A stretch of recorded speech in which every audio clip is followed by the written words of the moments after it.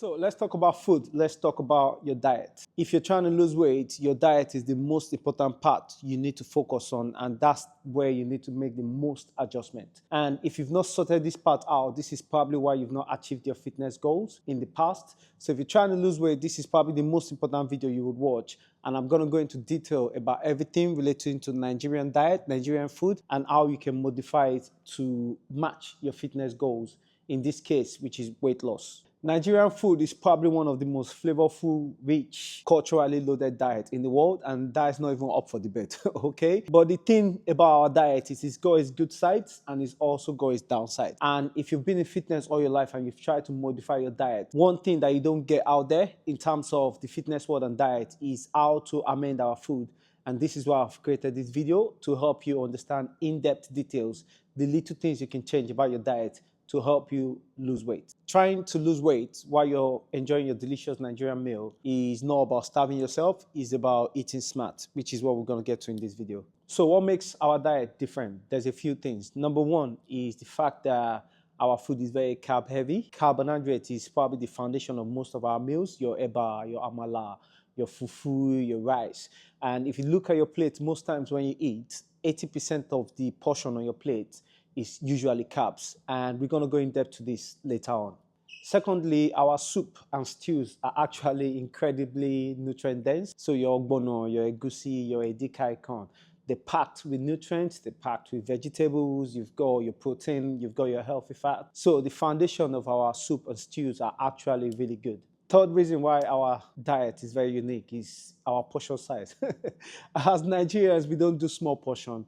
The portion is usually massive, and this plays a role in how much calories you're taking in one meal. And if you think you're going to be eating probably 3 times a day, having that massive portion does play a role in weight gain. And then there's the social side. For us as Nigerians, food is community, food is fun, food is celebration. Every little thing we do involves us sharing food with each other. So this is basically one of the biggest part of our culture. So any approach to your diet plan or your fitness journey with your diet that doesn't take this into consideration is setting you up to fail. Why does our culture really matters in terms of talking about diet? It matters because if you take a Western approach to your diet, it's absolutely not going to work. When you have a diet plan for people in the West, you could cook a different meal and have it yourself while your family have something else. That's very easy. It doesn't take into account the fact that we all eat together. So if you're a mom, you don't cook salad for yourself or have protein bar while the rest of the family is enjoying your eba and egusi. It doesn't work like that. It doesn't take into account the fact that when we go out to our Owambe parties, you don't go there and be like, just give me broccoli, please. That is not going to work. So you have to understand how our culture contributes to our life, our diet, and our calorie intake, and you have to take that into account. So this challenge and this diet plan I'm going to explain in this video takes all of that into account. So this means everything we're going to discuss pertains to your lifestyle, not someone else's life. So the approach to your diet in this challenge is built around your reality, not someone else's reality. How often you eat certain meals matters more than cutting them out completely. Your portion size and being realistic. These are some of the things you have to take into account if you're trying to focus on your weight loss journey. Now, when it comes to your diet in general, you need to make little modification. And one of the best ways you can make changes is changing what your plate looks like. Usually when we have our meals, the plate is usually 80% carbs, and you can start making adjustment by reducing the amount of carbs on your plate. So you shouldn't stop eating carbs completely, but if you can reduce your plate portion of carbs from 80% to maybe 40%, that's a good progress. And if you can have maybe more protein and some more veg, and I would even advise to have your protein and veg first before you get to the carbs. Normally we have our rice and we eat all of that first and then get to the meat at the end. If you can, have more meat and fish on your plate, more veg and less carbs, and eat the meat and veg first before you get to the carbs. What you're doing in this way is to kind of get yourself filled up with all the good stuff first, and by the time you get to the carbs, you're not as hungry anymore. So cutting down your portion size and making sure you kind of restrict how much you're eating of a certain kind of food, especially carbs at a certain time, helps to reduce your weight, helps you to lose weight better than cutting it out completely. And thirdly, you have to be realistic with how you can make this work. As a mom with kids in the diaspora working full time, it's going to be almost impossible to have this diet plan you can follow. So where you can restrict, reduce, and cut portion size and mix that, it does count. If you think about it daily, you might not think you're losing a lot. But if you think about it in the space of a week and a month, you're cutting out a lot. So by reducing things like fizzy drinks, reducing late eating, and reducing how much carbs you eat, especially at night before you go to bed, all of this makes a difference. Having carbs before you go to bed, because you're not going to be using that energy from the carb, is why you have more fat cells, okay? So if you want to reduce that, reduce how much carbs you have in general, especially dinner time before you go to bed. So making this little adjustment does make a massive difference to your general health and well-being. And if you can start doing that as soon as possible, just making these little changes without noticing, it would help you achieve your goal quicker. So let's get down to the practical stuff. Weight loss comes down to calories. Comes down to calories. I know you don't want to hear that, but it's the reality. If you want to lose weight, you need to take in less calories than you're burning. So if generally in a day you're going to be burning 1,800 calories, then you should be eating less amount of that. So the more calories you burn, being higher than the amount of calories you take in, this is how you lose weight, okay? And ways you can burn calories is by being active throughout the day, going to the gym, more activities, and just eating less than your body is burning in total. So this is absolutely crucial. There's no two ways you can go about this. You cannot lose weight without being on calorie deficit, okay? Now, you can do this without starving yourself, okay? It's absolutely unnecessary for you to starve yourself. You can still lose weight and enjoy your delicious meal, okay? Starving yourself slows down your metabolism. You're miserable, you're not happy, you cannot be as active or as energized as you normally would. And thirdly, and most importantly, if you starve yourself and once you actually have a proper meal, your body holds on to everything because your body is thinking that famine is going to come again because you're starving yourself, and that's not a natural thing for your body. So the moment you eat something proper, your body just holds on to all the calories, everything in that meal. So starving yourself is not an option. It's better to eat small portion more frequently than to starve yourself completely. Okay, so reduce the portion, give your body all the nutrients it needs to function properly, and continue to modify your diet. Do not starve yourself. Do not stop eating. And this is what I mean by eating smart. Eating smart means eating just enough of the right things so your body feels full and you feel energized and your body continues to burn fat, okay? So we're going to be focusing on eating smart instead of starving yourself. So for example, instead of cutting out your stew completely, reduce the amount of oil in your food, reduce the amount of extra flavors you add to your food, which is sodium, which affects your blood pressure. We're going to discuss that in a later video. But there's these little changes you can make to your diet. Instead of having a massive bowl of eba or jollof rice, you can reduce the portion and focus on having more protein and more veg. All of these little changes, avoiding fizzy drinks, stop having your malt with every meal. You can still have these drinks, these fizzy drinks, but if you have maybe 2 cans of Coke in a day, reducing it to 1 in the space of a month, you've reduced that by 30 cans of Coke.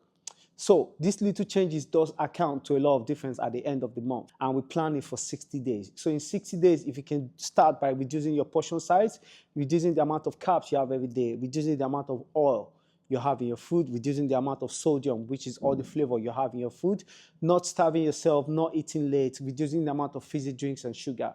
These little changes does make a difference. You're still enjoying your delicious Nigerian meal, but you modify it in a way that helps you achieve your fitness goals. And in this case, it's trying to help you lose 10 pounds to 15 pounds in 60 days. You don't need to make it complex. You don't need to count every calorie.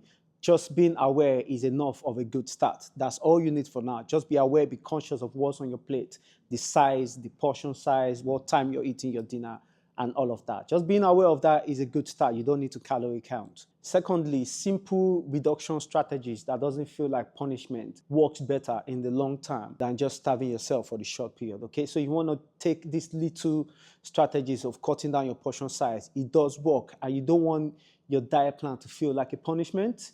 Otherwise, it doesn't work. Now, I've got a diet plan that I wrote a while ago. I was selling it online for about 10 pounds, and I've sold a few copies. But with this program, I'm going to be putting the diet plan in the description below for free. I'm going to be keeping it there for minimum time, maybe about 2 or 3 weeks. After that, it's going to go up to 10 pounds. So if you can download the copy now, download it, because I'm going to take it off at some point. Okay, so the copy of this diet plan is in the description below. What I do with this diet plan is to give you full information about our diet and give you an idea on how to plan your diet. Okay, so download the diet plan guide that I've got in the description below. So to recap, remember, carbs are not your enemy. Carbs are really good for the body. Our body literally runs on carbs. Your brain needs carbs to run properly. Your muscles need carbs to function. If you're training in the gym, you're working out, just walking down to the shop, whatever activity you do that involves you using energy, this is where you need carbs. So carbs is not your enemy. We just need to modify in a way that works for us, that doesn't affect our weight gain. The problem is never carbs itself. The problem is eating more carbs and taking in more energy than your body needs, and taking that in is why it converts to fat cells. Okay, so carbs is not your enemy. You just need to take enough that your body needs, and make sure you're aware of how much carbs you need to take throughout the day, what time you're having the carbs as well. So all these little things makes it easy for you to keep your carbs in check and make sure your carbs is not affecting your fitness journey or your fitness goal negatively. Now, protein is your best friend, especially during your weight loss journey, and many of us don't eat enough protein. The best way to go about your diet is by being able to balance your protein and your carbs. Protein especially is absolutely crucial to help you recover after you train. Protein helps you recover with your muscles. So if you do strength training, for your muscles to recover, they need amino acids, which is what you find in protein. So if you're going to be training, it's absolutely crucial to make sure protein is a big part of your diet. Otherwise, your muscles won't repair properly and you're not going to recover properly. A big part of your fitness journey is making sure you're able to recover after training and your muscles are able to repair themselves. So protein and the amino acids you get from protein are absolutely crucial.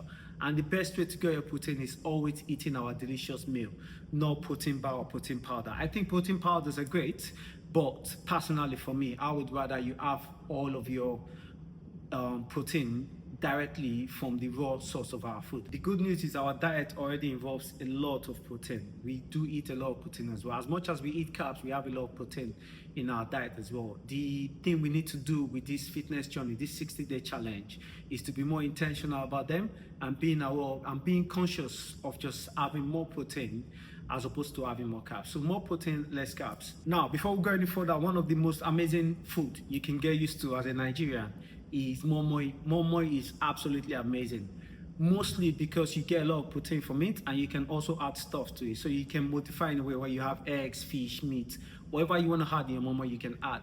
It's also very good because it carries a lot of nutrients, but it's not too heavy and it doesn't give you too much calories, and it also fills you up.